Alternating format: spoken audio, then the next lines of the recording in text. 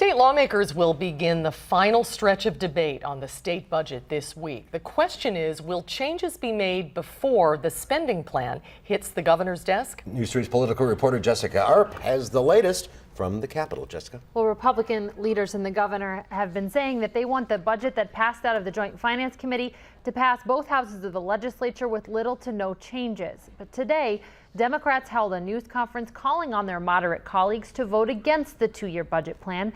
Some Senate Republicans, including Richland Senator Dale Schultz and Green Bay Senator Rob Coles, have expressed concerns with policy items, a projected deficit, and school voucher plans. But leadership believes the bill will ultimately get to the governor largely unchanged, with the exception of an amendment to make technical changes. The goal is still no amendments to the Finance Committee package. The technical would include some, what I think is further clarification or fixing unintended consequences, I guess. Everything hangs in the balance of a few senators who speak in moderate tones. Now it's time to act on what they've been saying.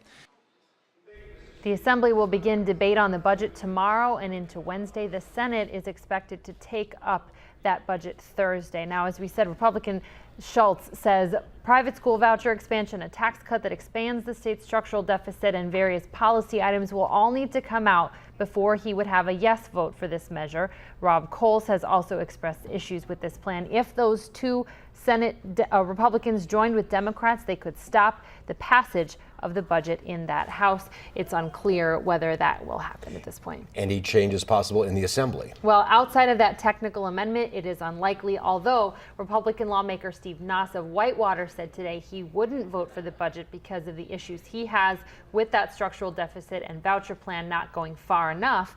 10 other Republicans would need to join him to force changes for the budget to fail in that House. And of course, both houses have to pass the same version before it would go to the governor's desk. He said today he believes that this will pass with few, if any, changes as well. Okay, we'll follow it. We'll see. Thank you, Jess.